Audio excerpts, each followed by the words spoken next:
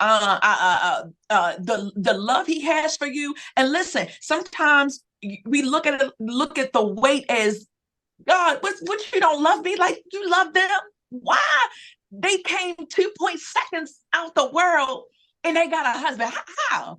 I've been waiting for you. I've been serving you. And that's when we go again to a spouse being a prize. But have you ever thought about it like, God, you love me so much that you want to spend this time with me. You love me so much, and you know the future that you have planned for me. You know the warfare ahead. You know the great and mighty things that I'm going to do, how you're going to use me. And this time is necessary because now I have the time to pray. Now I have the time to lay out before you without having a husband, having to stop and cook, or wife and do all these different things. And even if you're single, I talk to singles who have children and the devotional too, and share how your life, there are still things that God has called you to during this time.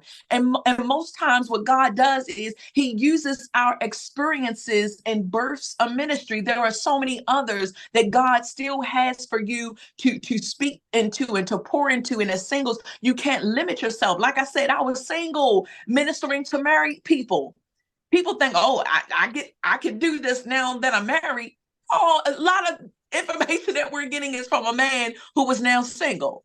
Okay. Jesus, our perfect example, was single. Okay. And so just as marriage is a replica of God's love for the church, singleness, what's powerful about your singleness, and that is that it tells the world that Jesus is enough.